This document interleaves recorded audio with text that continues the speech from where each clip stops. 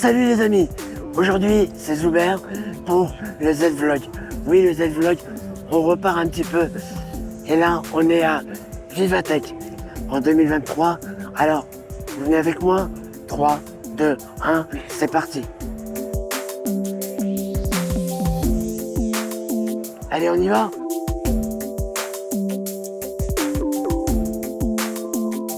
Alors là, on se retrouve à Vivatech, salon technologique, et on va découvrir un peu les startups, les produits innovants liés au handicap. Allez, c'est parti.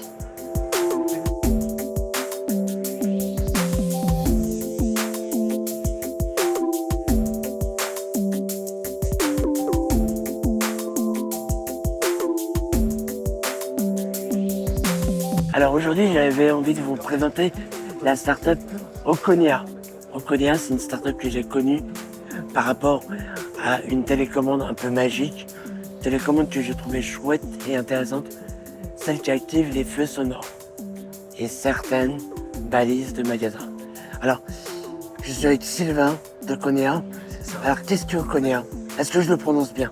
Alors, Okinea. Okinea, c'est pardon. ça. Okinea parce qu'on est keen, on est sympa, on est OK.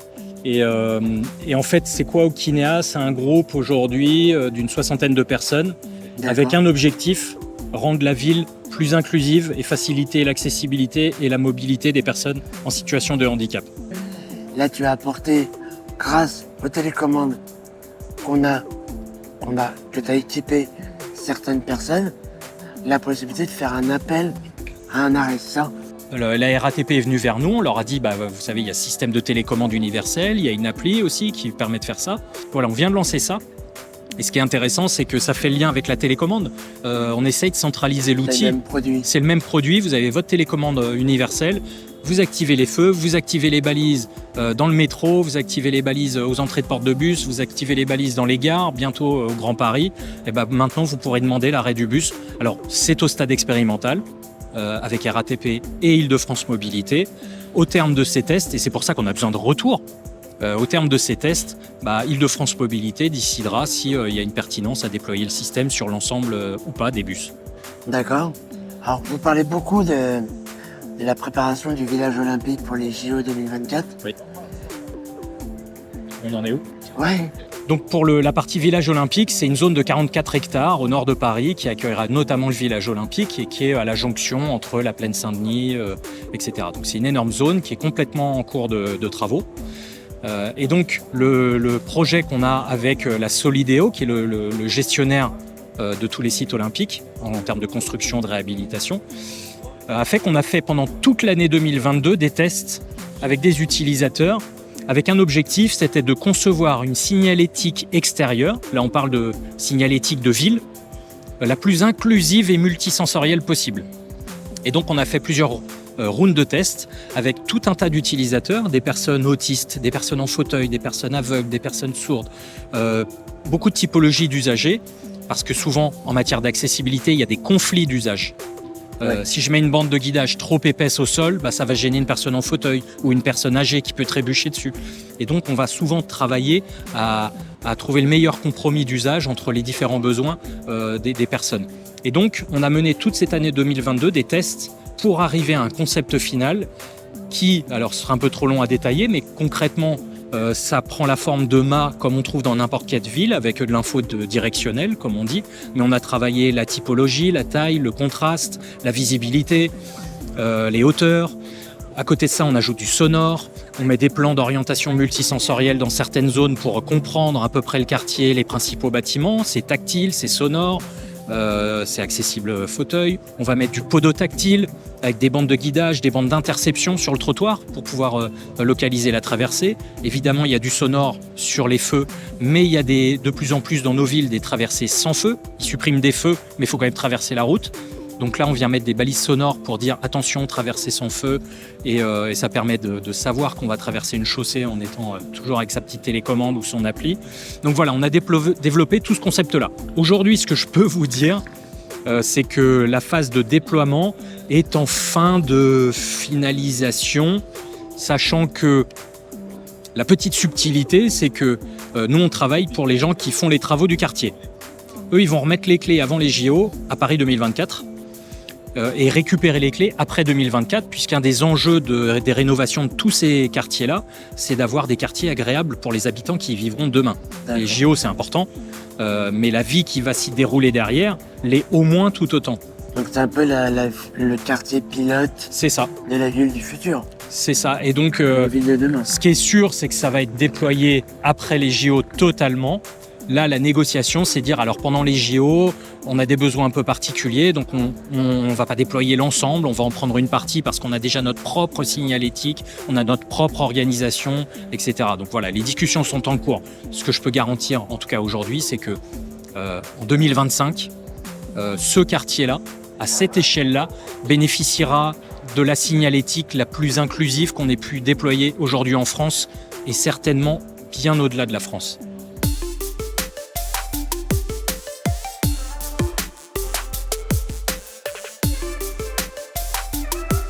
Alors,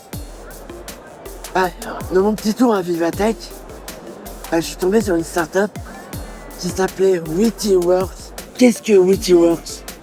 Alors, Witty, c'est un plugin dans le navigateur qui aide à écrire des textes d'une manière plus inclusive.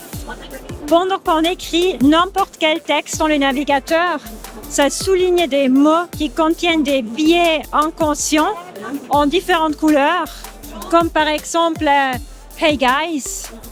On peut cliquer sur le mot, ça montre des alternatives. Avec un clic, on peut choisir une alternative.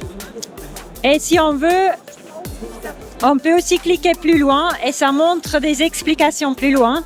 On pourrait l'utiliser en entreprise et aussi pour les particuliers. Oui, il y a une version gratuite qui est là pour tout le monde. D'accord. Et pour les entreprises, il y a aussi une version qui va un peu plus loin, où on peut aussi voir des statistiques. Par exemple, quel est le biais le plus important pour une équipe. Le mois passé, on peut voir comment l'équipe aussi se développe pendant une année ou comme ça. D'accord. Quand vous dites écriture inclusive, est-ce que vous parlez de quoi? Est-ce que vous parlez du FALC, le facile à lire et à comprendre? Il y a entre 40 et 50 dimensions de diversité. D'accord. Il y a des dimensions par rapport à la culture. Il y a des dimensions par rapport au genre et à l'orientation sexuelle. Il y a des dimensions par rapport à ability and disability. Et par rapport à la religion, par rapport à l'âge. Et pour chaque dimension, on peut choisir si on veut l'enclencher ou pas. D'accord. Et comme ça, on peut jouer un peu combien de choses on veut avoir soulignées. D'accord. Alors, on peut vous retrouver où sur les réseaux? On est sur LinkedIn, on est sur Facebook et on a aussi un site web qui s'appelle witty.works. Est-ce que vous pouvez l'épeler? WITTY.WORKS.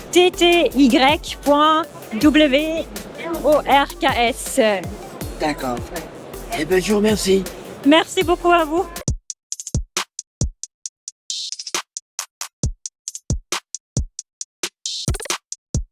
Toujours dans ma petite errance de Vivatech, je suis tombé un peu sur cette boîte-là. Comment vous vous appelez? Je m'appelle Axel Lalonde, donc je suis chargée de communication et de marketing au sein de Glaster. D'accord. Qu'est-ce que c'est? Glaster, c'est une solution qui vise à aider les enfants atteints de dyslexie, donc en utilisant une modification de texte. Donc pour cela, on utilise une intelligence artificielle qui va détecter les besoins de l'enfant avec un test fait au préalable. Et par la suite, l'enfant aura juste à prendre en photo le texte à modifier, par exemple pour les devoirs, et l'intelligence artificielle modifiera le texte selon ses besoins. D'accord. Est-ce que ça marche aussi pour les adultes? Ça peut marcher également pour les adultes. Nous, on travaille essentiellement avec des enfants, mais on sait qu'il y a un réel besoin aussi pour les études supérieures, donc on travaille sur ça actuellement. D'accord. On peut vous retrouver où? On peut nous retrouver sur tous nos différents réseaux Instagram, TikTok, LinkedIn et Facebook. Et donc également, on a le site qui est disponible. Tu peux épeler le site. Oui, donc c'est Glaster, G-L-2-A-S-T-E-R, comme juste ici, .com. Voilà. D'accord. Je te remercie. Merci à vous.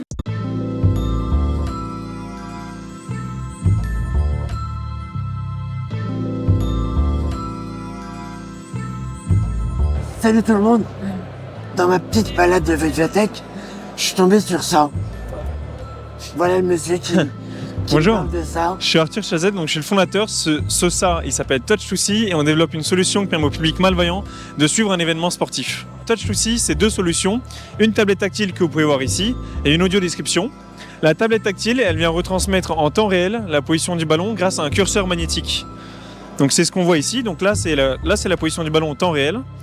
En parallèle, il y a de la vibration qui est générée automatiquement et qui traduit l'intensité du match, comme une passe, un dribble ou un tir. Enfin, on a une audio description qui est générée automatiquement et qui est narrative. Et cette audio description, elle apporte des informations précises telles que le temps de jeu, le score, le nom du porteur de la balle, les fautes, etc. La solution, on la développe pour le football, le rugby et 15 sports en tout, donc des sports à balles qu'on voit à la télévision. Et elle sera à destination des stades pour que les particuliers malvoyants puissent en bénéficier gratuitement dans le stade et aussi pour les particuliers dans le monde entier.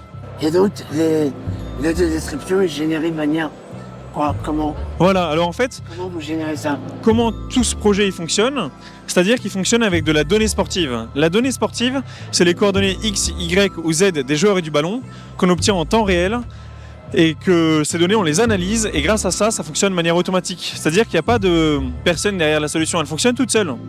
L'intérêt d'avoir de la donnée sportive, c'est que grâce à ça, on peut la diffuser à grande échelle simplement parce qu'il n'y a pas besoin d'humains derrière la solution. Donc ça peut équiper tous les stades dans le monde et nous, on peut rester à Toulouse avec une petite équipe. Cette solution, elle a été développée avec les malvoyants. Dès les premiers jours du projet, nous on a 25 personnes qui sont aveugles malvoyants et tous les jours on les interroge, on leur dit alors ça, qu'est-ce que vous en pensez? Est-ce que les lignes elles sont bien marquées, etc. Et ils nous répondent et comme ça on évolue hyper rapidement. Alors, comment vous vous appelez et où on peut te trouver? Alors moi je m'appelle Arthur Chazet, donc moi je suis le fondateur.